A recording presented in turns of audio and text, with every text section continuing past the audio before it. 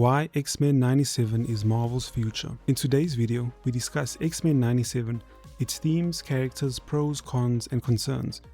As a massive comic book nerd, I truly believe that this is a show well worth anyone's time. This is because it is true to the comics, characters, and history of the X-Men's legacy, as well as entertaining. So let's dig in, as we examine each character and dynamic we can get into. X-Men 97 is worth your time because, well, it's good. Listen, I'm not an MCU fan at all. Kevin Feige and Disney have screwed up way too many characters and stories for me to ever like the MCU.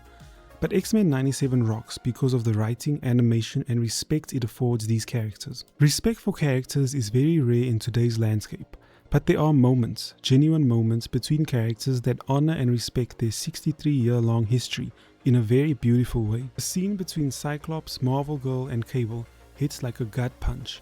By Eddie Hall. What? Hard as hell. What? Overall, hard would be the only word I could use to describe X-Men 97. Cyclops using his optic blast instead of a parachute hits hard. Magneto creating asteroids on a regular basis hits hard. And Bishop absorbing his teammates' energies is just chef's kiss. Logan and Remy tag teaming enemies with their skills, come on man, enough said. But the question is, will Marvel stop this? Concerns. Marvel has been messing great characters up for ever? Well, at least a while now. A female Silver Surfer is sacrilege to Stan Lee's work. Black Panther is never gonna be a 90-pound girl, and Cap and Iron Man can't be replaced. And who the duck decided to make Thor a clown? Aside from that, Season 2 is adapting the Apocalypse saga. That usually doesn't go too well. I'm hoping for the best but prepared for the worst over here. I hope they pull it off, but who knows. Anyway, since this show does such a good job with these X-Men, I decided to go over them in detail. Number 1. Cyclops. I've never met anyone that is a Cyclops fan, but if there is a fan club, sign me up. I never thought that Cyclops could be this cool, calm, collected, like Captain America for mutant kind, but here I am, wanting more Cyclops. Guess what? I got a fever, and the only prescription is more cowbell. In summary, this is the Cyclops I want to see. Not a third wheel to Jean and Logan, not a crazed Phoenix addict / war criminal, not a mini Magneto that hates Charles Xavier. I never understood why Emma Frost would choose him, but with this version presented, I see why the White Queen chose him. Side note, I can't wait for Emma to just join the X-Men and start messing them up. I'm a stan, what can I say? But speaking of powerful queens, let's talk about Aurora Monroe, Storm. The elements! Surrender the boy, or face my fury! Storm is a mixed bag because she essentially got nerfed in a really cool way. Essentially, because she is way too powerful, she has to get nerfed until she fights the big boss at the end. When they call her a goddess, they mean it. Her and Forge's storyline they use required much more depth. Read the comic, it's really beautiful. But the last episodes are really great, and her monologuing never ceases to amaze me. The actor that voices her has a real theatrical voice. Let us see how their mob manners fare against the shock of good conduct! I'm hoping that in Season 2, we see her let loose against Apocalypse. He can take it. Or will she be one of his horsemen? Huh? Who knows? Heavy hitters like Storm and Rogue can really bring it and take it. Rogue. Rogue impresses as always, but she is fully embraced as a powerhouse physically and emotionally. Rogue's inner battle of not fully being able to touch and love can feel like well-treaded ground. If the first 5 episodes irritate you with their weird love triangle, the last 5, especially episode 7, will make you love Rogue's wildcard tendencies. Rogue and Captain America almost facing off is one of the coolest battles I've never thought of. Jean Grey. Jean Grey didn't completely annoy me. She had her flare-ups, of course, but they were understandable. Yes, I'm more of a Team Emma Frost guy. X-Men 97 really shows Jean in a positive light, even for people who usually can't stand her portrayal in films and TV. But if we're talking Grant Morrison's Jean Grey, then I'm down. Bad. X-Men 97 is chock full of drama. So, our 2 youngest characters are vital in bringing some fresh air into the show. Our resident Romeo and Juliet, star-crossed lovers, are both just so lovable. Jubilee is always a riot, but watching her mature and help other mutants is really satisfying.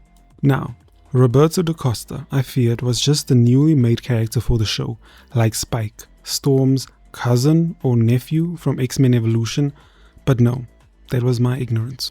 And after finishing the show, I am actively looking for comics featuring him. That's how much I enjoyed him and Jubilee in this arc. He was a great choice for the audience avatar and a mutant hero who deserves more attention.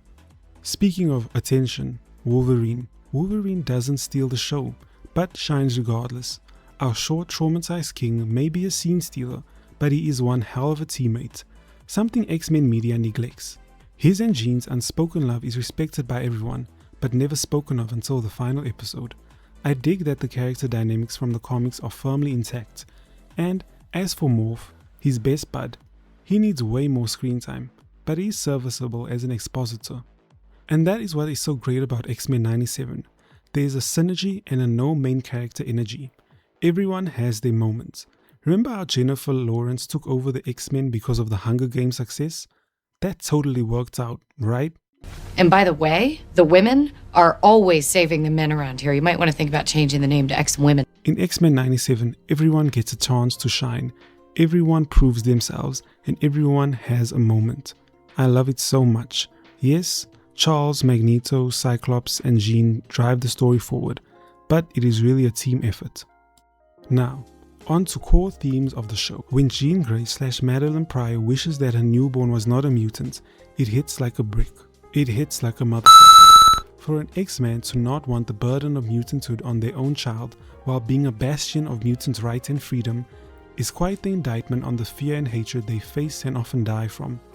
I mean, the villain's main strategy was Sentinel AI taking over a mutant to destroy mutant freedom, with a mix of time travel. Cable lived that future where the X-Men failed. He saw his mom die 200 times on Genosha. He has every right to be jaded, to hate.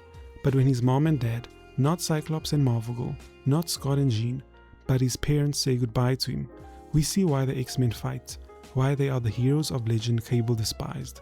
That being an X-Man really means being a beacon of light in the face of dark hatred.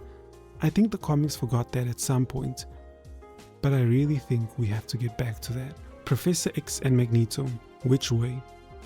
Which path will mutant kind choose when faced with such hatred between two visions, two fathers of mutant kind? Magneto knows the cruelty of mankind well, and men often prove him right. Should mutants just become Homo superior and wipe us all out? Should mutants just become Homo superior and wipe us sapiens out? Is this just a simple matter of survival of the fittest? Or should mutant kind lead by example and fight for tolerance and understanding? Will Professor X's vision ever be fulfilled? Is peace worth fighting for? Are humans worth dying for? To protect mutant children, should humans be killed? These are questions and ideals too close to the real world, but it shows how deep the well was when Stan Lee and Jack Kirby created these characters, and how comics can challenge and change the world. So, in conclusion, this series may not be perfect, or everything you personally wish to see, but it is a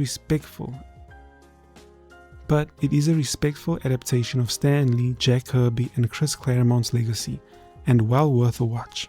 This is the Cynical Zoomer, hoping for a great season 2. Stay tuned, God bless.